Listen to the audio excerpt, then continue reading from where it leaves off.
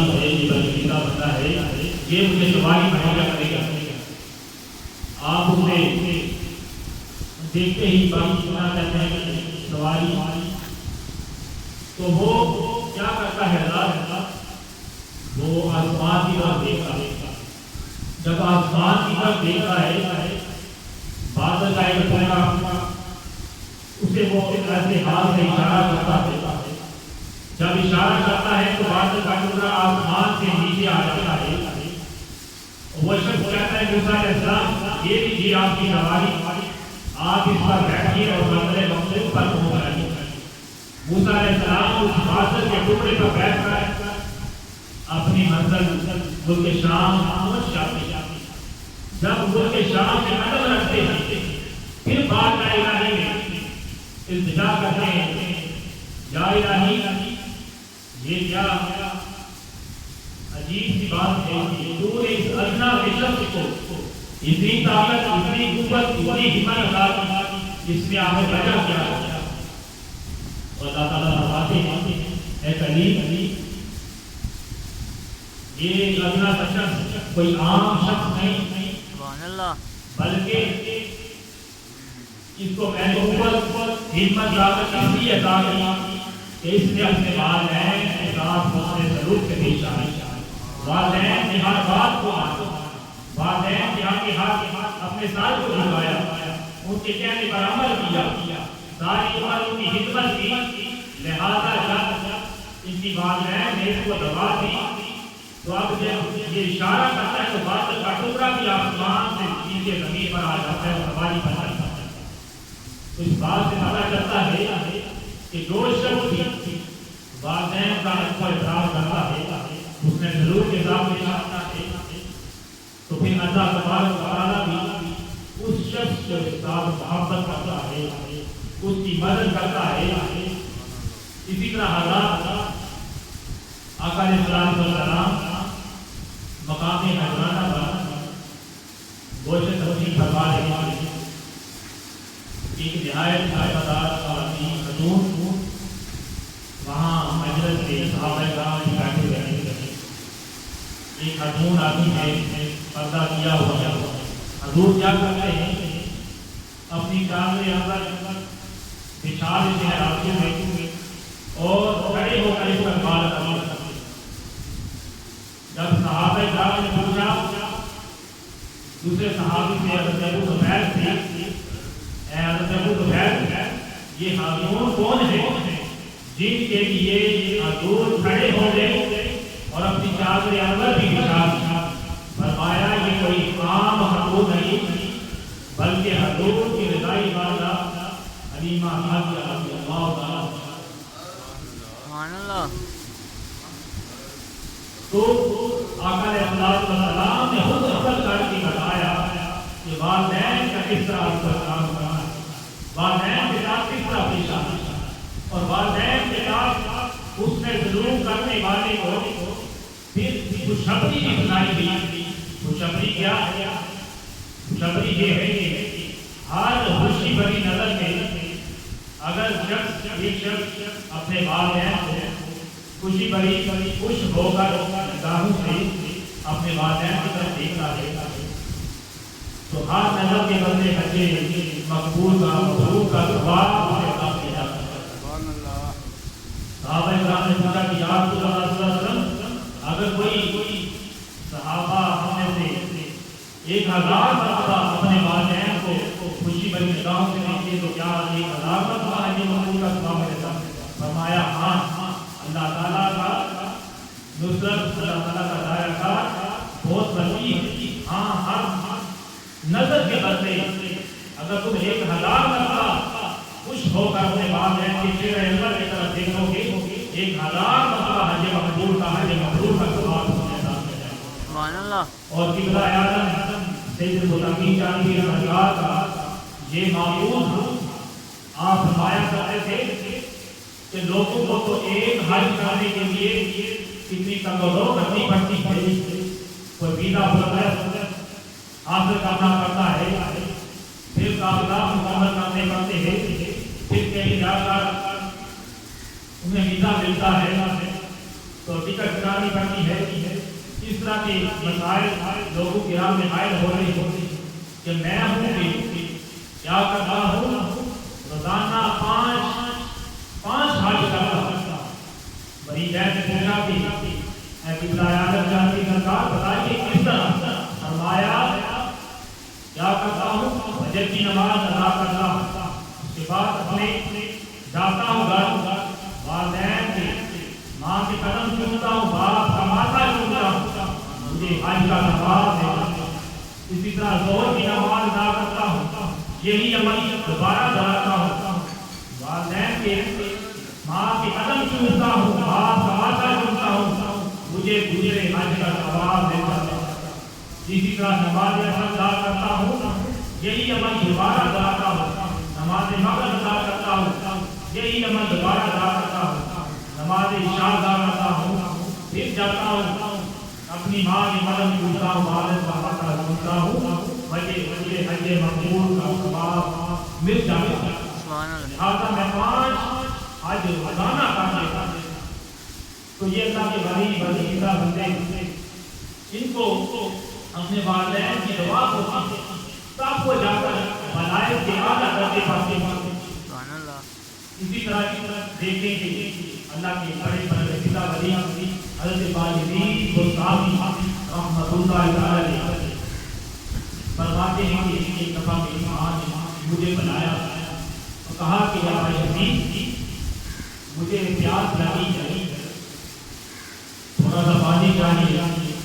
حضرت باجدید کہتے ہیں کہ جب میں گھڑے میں گیا تو گھڑے میں پانی بالکل نیچے کی طرف پر آگی ہو رہا تو مجھے رات کا بہت اندھیرا تھا تو میں ایک طرف دیکھا کہ گرم پانی ختم ہے دوسری طرف بھی والدہ کا دیکھا کہ ان کو پیاس لگی ہوئی اور والدہ کا کہنا نہ مانو تو نافرمان ہو جاؤں گا.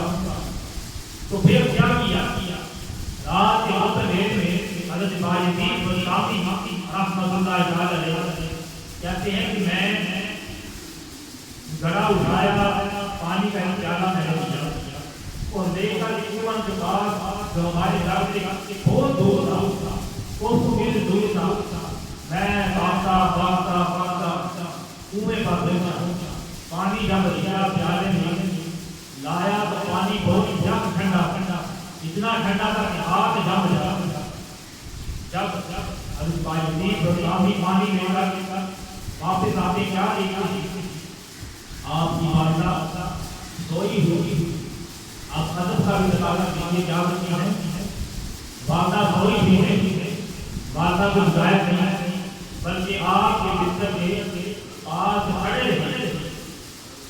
جب والدہ نے آنکھ کھولی کیا دیکھتی ہے کہ میرا بیٹا باجدید آپ نے پانی کا پیالہ اٹھائے ہوئے کھڑا اور پانی جب ٹھنڈا جس کی وجہ سے آپ کے ہاتھ میں شدید جب جاگتی ہے آپ کی والدہ آپ پانی پیش کرتے ہیں والدہ پانی پیتی ہے اور ساتھ ہی دعا دیتی الہی میرے اس بیٹے کو بھلائی کے اعلیٰ درجے پر پہنچانا اور اس کی آنکھوں میں جو درد ہو رہا ہے اس کو فوراً ٹھیک کر. ابھی یہ دعا کی نہیں ہاتھ اوپر اٹھائے اور جب ہاتھ نیچے کیے نیچے کرنے سے پہلے حضرت باجدید بستامی کے ہاتھوں سے درد بھی ختم ہو گیا اور آپ فرماتے ہیں کہ میں ہدایت کے درجے پہ اپنی والدین ماں کی خصوصاً ماں دعا کی وجہ سے ہدایت کے درجے پر پہنچے. تو ماں باپ کا مقام بہت ہے. تو دوسری میں نے جو آیت کریمہ پڑھی اس میں نے رمضان مبارک کا تذکرہ کیا من شاہد منکم الشہر فلیصم. تم نے جو یہ مدینے پائے اس ماہ کے روزے حضرات چند دنوں کے بعد ماہ سیام مقدس مدینہ صبر والا مدینہ صبر و رضا والا مدینہ مقدس مدینہ اوسط مدینہ رمضان مبارک جس کے بارے میں حضور نے کہا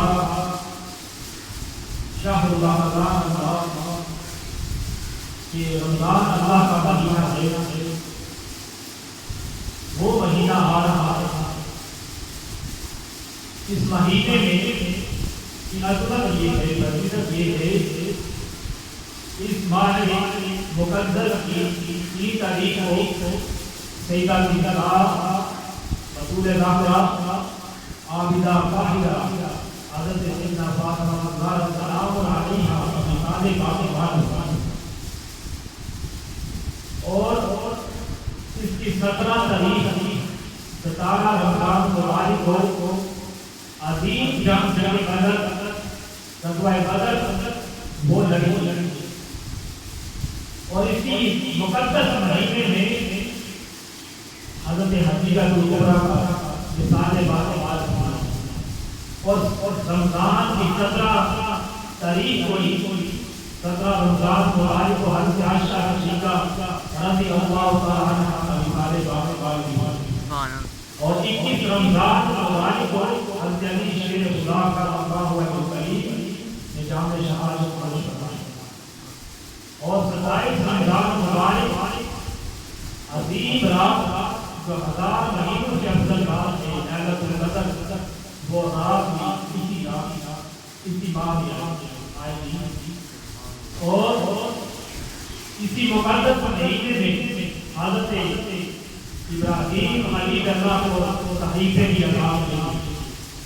حضرات اسی مقدس مہینے میں حضرت موسیٰ علیہ السلام کو رات عطا ہوئی، اسی مقدس مہینے میں حضرت داؤد کو زبور عطا ہوئی، اور اسی مقدس مہینے میں حضرت عیسیٰ علیہ السلام کو انجیل بھی عطا ہوئی، اور یہی وہ پاک مقدس مہینہ ہے جس نے آخری کتاب، نارئی کتاب، عالمگیر کتاب اور جامع کتاب اور محفوظ کتاب جس کی حفاظت کا ذمہ خود خدا تعالیٰ نے لیا، فرمایا اِنَّا نَحْنُ نَزَّلْنَا الذِّكْرَ وَإِنَّا لَهُ لَحَافِظُونَ، میں نے اس ذکر قرآن کو نازل کیا ہے، میں نے اس کی حفاظت کرنے والا ہوں۔ یعنی وہ قرآن مقدس کتاب، اس کا بھی لوح محفوظ سے پہلے آسمان کا اس کا نزول ہوا، وہی یہ مقدس مہینہ رمضان مبارک کا۔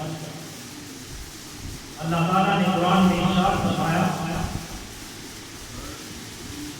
شہر رمضان الذی انزل فیہ القرآن ھدی للناس وبینات من الہدی والفرقان، رمضان کا مہینہ وہ مہینہ پاک مہینہ ہے جس میں قرآن نازل ہے، جو لوگوں کے لیے ہدایت ہے، رہنمائی ہے، اور فیصلہ کی روشن باتیں۔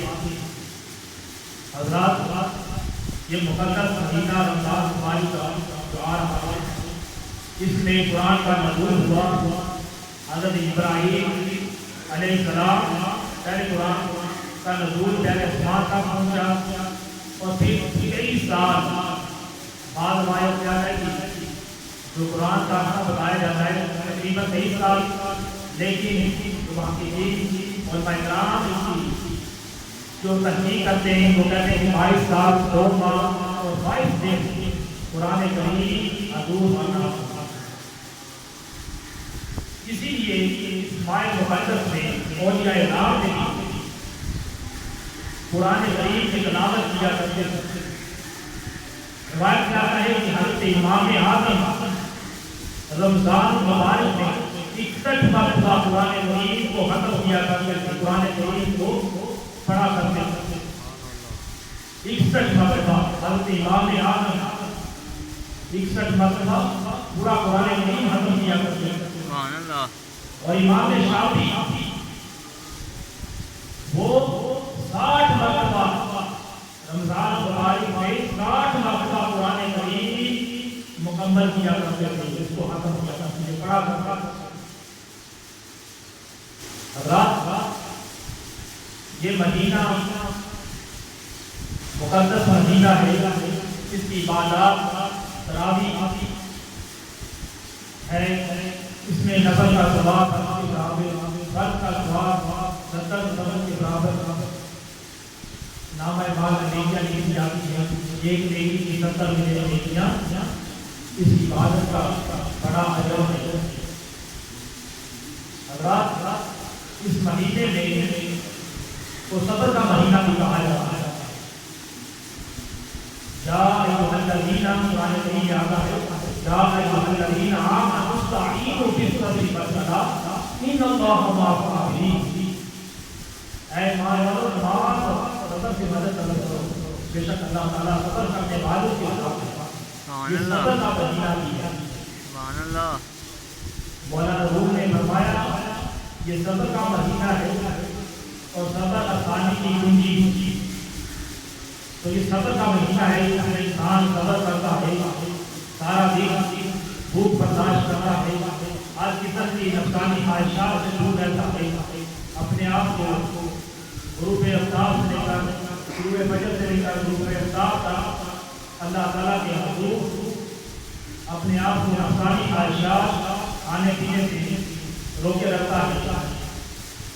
حضرات آقا علیہ السلام کی حدیث مبارکہ ہے، آپ نے ایک خطبہ ارشاد فرمایا، حضرت سلمان فارسی فرماتے ہیں کہ حضور علیہ السلام نے ہمیں ایک خطبہ شبان المحرم کے آخری ایام میں فرمایا۔ وہ خطبہ کیا تھا؟ وہ خطبہ یہ تھا کہ اے لوگوں عنقریب تم پر ایک ایسا مہینہ سایہ قدر ہونے والا ہے جس کی اللہ تعالیٰ نے پاک مہینہ جس کو تمہارے لیے بنایا، اس میں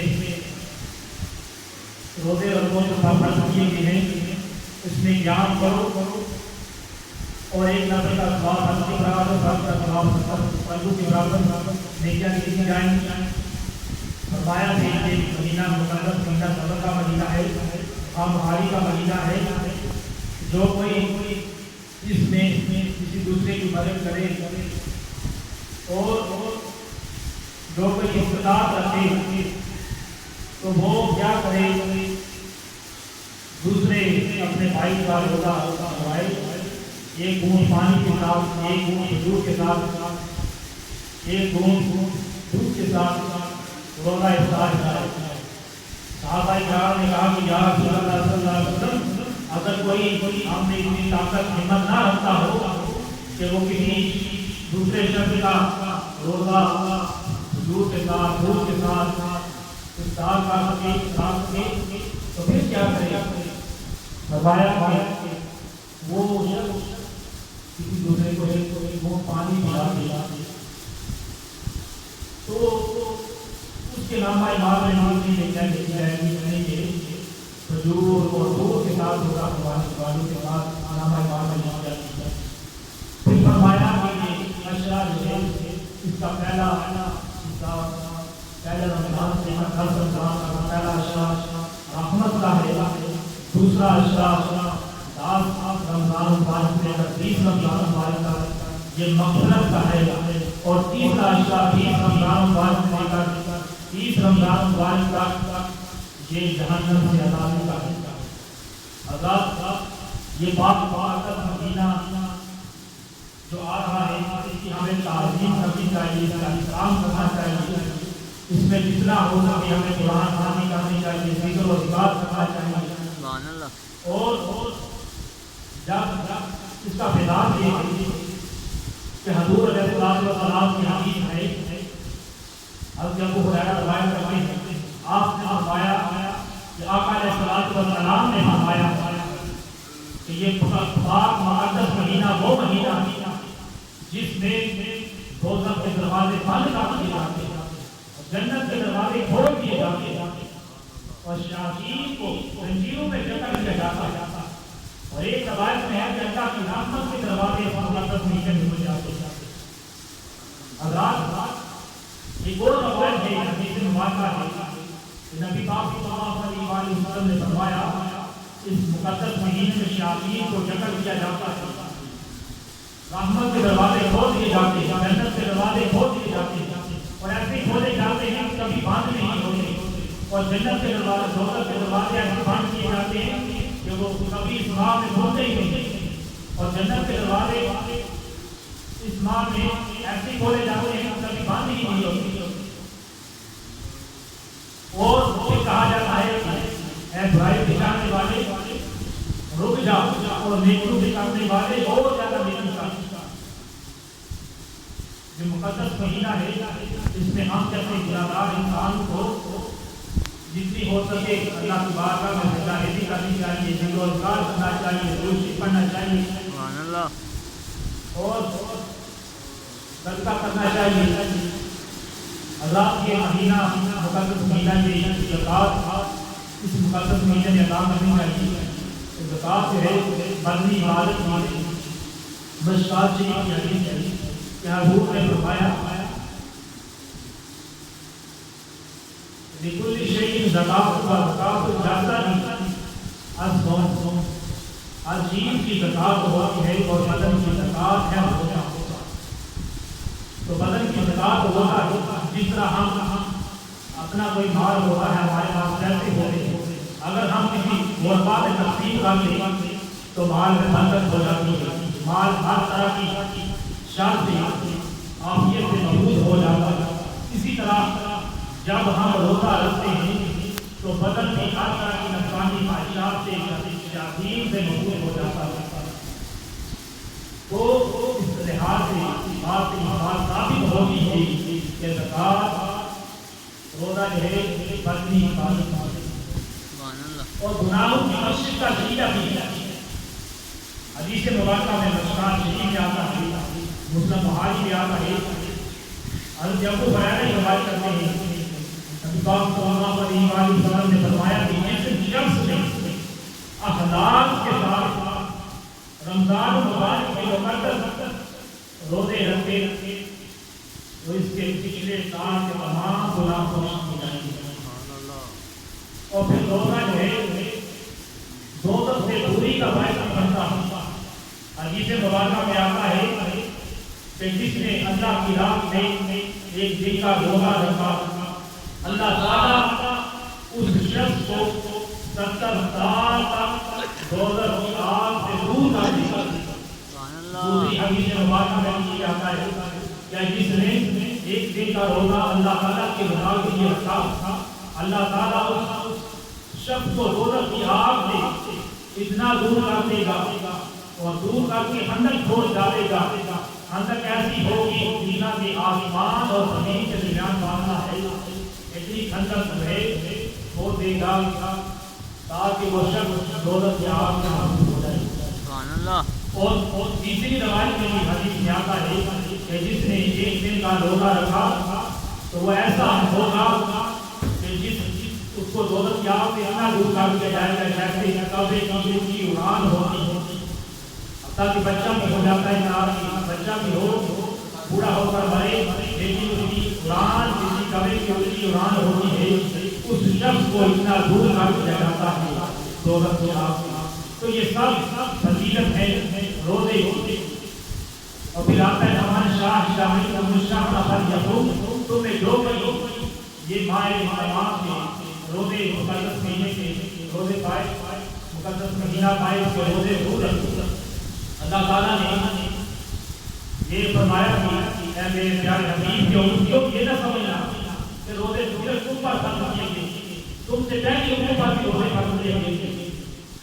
یا ایھا الذین آمنوا کتب علیکم الصیام کما کتب علی الذین من قبلکم لعلکم تتقون، اے ایمان تم پر پہلے روزے فرض کیے گئے، تم سے اگلوں پر بھی روزے فرض کیے گئے، تم پر بھی روزے فرض کیے گئے تاکہ تم پرہیزگار بنو، بدھ کی بانی کا احترام کرنے والے بنو۔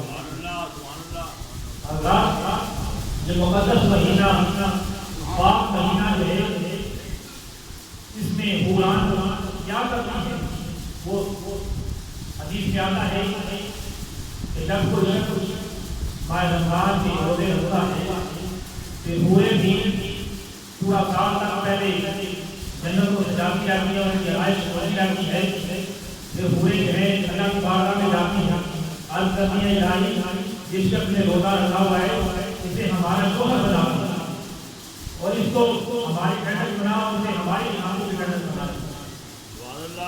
تو حوریں بھی ہوتا ہے اس میں دلچسپی رکھتی ہے اس کو اپنے شوہر بنانے اللہ تعالیٰ سے انتظام ہوتا ہے۔ حضرات یہ مقدس مہینہ پاک مہینہ جس میں وہ مہینہ ہے جس میں شافیان معاشر کیا ہوگا، روزہ اور قرآن ہماری شفاعت کرے گی۔ اگر ہمارے گناہ ہوں گے روزہ ہمارے لیے ڈال بن جائے گا، قرآن ہمارے لیے ڈال بن جائے گا۔ الہی اسے جنت یا آگ سے میں نہ ڈالنا، اسے جنت کی نہروں میں ڈالنا، نہروں میں رکھنا، جنت کے باغوں میں ڈالنا۔ کیا ہوگا کہ حدیث مبارکہ ہے حضرت ابن عمر رضی اللہ عنہ سے روایت ہے، بخاری شریف میں آتا ہے، مسلم بخاری میں آتا ہے، حدیث مبارکہ ہے کہ نبی پاک صلی اللہ علیہ وسلم نے فرمایا قیامت کے دن مومن کامل مومن روزہ بھی اس کے کام آئے گا اور رمضان مبارک میں قرآن کریم کی تلاوت کرنے بھی اس کے کام آئے گا۔ روزہ کہے گا کہ الہی اس نے مجھے رکھا، اس نے میرا آپ کو احترام کیا، لہذا میں تیری بارگاہ میں عرض کرتا ہوں کہ اس کو جہنم کی آگ میں نہ ڈالنا بلکہ جنت کے باغوں کی سیر کروانا۔ اسی طرح قرآن کی تلاوت کہے گی الہی اس نے پورا رمضان مبارک کیا کیا، پوری رات کو نہ سویا، مجھے میری تلاوت کرتا رہا، لہذا تو اس کو جہنم کی آگ میں نہ ڈالنا بلکہ جنت کے باغوں کی سیر کرانا۔ تو دونوں کی دعا روزے کی اور قرآن کی تلاوت کی دونوں کی دعا قبول ہوگی اور وہ شخص اس کی مغفرت ہو جائے گی، وہ شخص کو بخش دیا جائے گا۔ تو یہ روزے اس میں ہم جو روزہ رکھیں گے، قرآن کریم کی تلاوت کریں گے، ذکر و اذکار کریں گے، درود شریف پڑھیں گے، یہ ساری چیزیں ہمارے کام آئیں گی۔ اور جس نے بھی مقدس پاک مہینے کا رمضان مبارک کا اس کی تعظیم کی، تعظیم کی، اس کا ادب کیا، احترام کیا، وہ بھی جنتی ہو گیا۔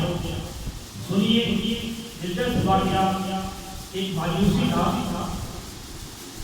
بہارا شہر کا رہنے والا، اس نے دیکھا کہ میرا بیٹا رمضان مبارک کے قربِ عام مسلمانوں کے سامنے کھانا کھا رہا تھا۔ جب اس نے یہ منظر دیکھا کیا کرتا ہے، اپنے بیٹے کو روز تماشا مارتا کہ تمہیں شرم نہیں آتی کہ مسلمانوں کا مقدس مہینہ جاری ہے اور تم کھلے عام یہ حرکت کر رہے ہو، کھلے عام کھانا پینا کر رہے ہو، تو تم اسے اجتناب کرو۔ تو کہنے لگا بیٹا بھی میرے باپ تو بھی تو روزہ نہیں رکھتا۔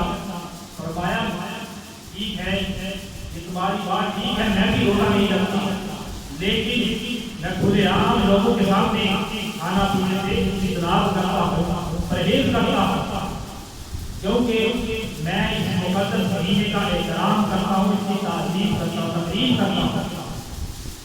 اتنی بات جب صحیح کچھ عرصہ گزرتا ہے، مجھے بہت ہو جاتا ہے۔ اب ہمارا شہر کا ایک شخص اسے اپنی آپ نے دیکھا ہے جب مجوسی جو ہے جنت کے باغوں کی سیر کر رہا ہے، وہ شخص حیران ہوتا ہے کہ یہ عام شخص تھا، مجوسی تھا، مسلمان بھی تھا، مسلمان بھی تھا، کلمہ گو بھی، کلمہ بھی نہیں سے بڑا، یہ جنت کے باغوں کی سیر کس طرح کر رہا تھا۔ جب اس نے پوچھا اے مجوسی یہ تو بتا تو جنت کے باغوں کی سیر کس طرح کر رہا ہے؟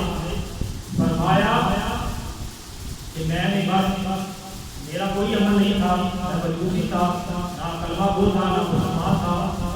جب مسلمانوں کا مقدس مہینہ آیا، پاک مہینہ آیا، میں نے اپنے بیٹے کو کہا کہ تم اس کی تعظیم کرو، تقریب کرو، روزہ تماشا کس کو مارا کہ تم کھلے عام مسلمانوں کے